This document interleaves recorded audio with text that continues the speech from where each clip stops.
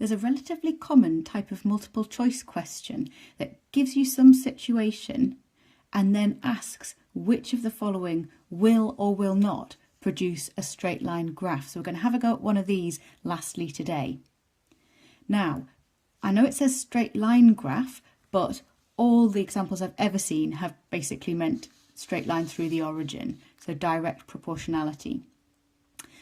If you have a straight line through the origin, what that means is that whatever's on this axis is directly proportional to whatever's on that axis. We can write this like that.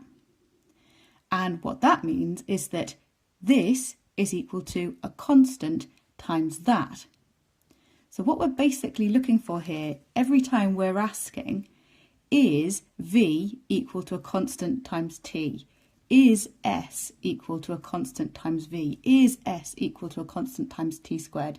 That's what we've got to work out. Okay, so if you'd like to have a go yourself, pause the video and have a go now. And here we go. So we're told that the object is initially at rest, so that means U is 0, and then constant force, and so it moves in a straight line with constant acceleration. And so you can see this is, we're allowed to use the Tues5 equations here. So then we're told after a time t, the object has a displacement s and a velocity v. So our constants are u, which is 0, and a, which we don't know, but it's a constant. Now we just start writing equations. So I'm going to go with this one first. All right, we know that the acceleration is a constant and u is 0. And rearranging, I get this. So what this tells me is that v is equal to a constant times t. So I look at my list, and so that one's correct. So it is going to produce a straight line.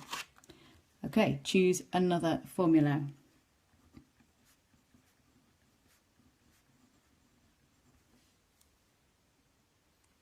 Again, u is 0 and a is a constant. So here, again, v squared is equal to some constant times s. So now I look back at my list. And this one's good. V squared is equal to some constant times s. So that one also is going to produce a straight line graph. All right, so we keep looking. We choose another formula.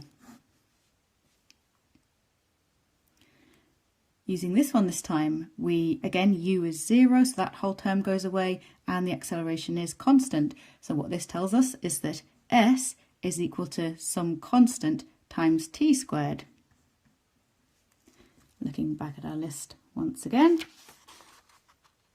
s and t squared. So that one is going to give a straight line. So now we know the answer. The answer is B. B must not give a straight line.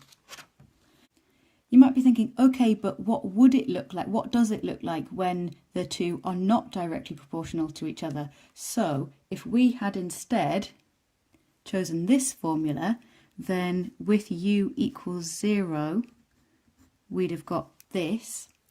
And now what we're asking is s equal to a constant times v? And the answer is no. S is equal to this times v. And t is not a constant, so no, s is not directly proportional to v. The last formula that we could have chosen was this one.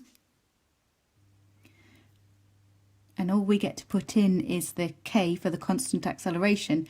So is s equal to some constant times v? No, it's a total mess over here. V changes and t is changing, so definitely no. Okay, tomorrow we're starting forces.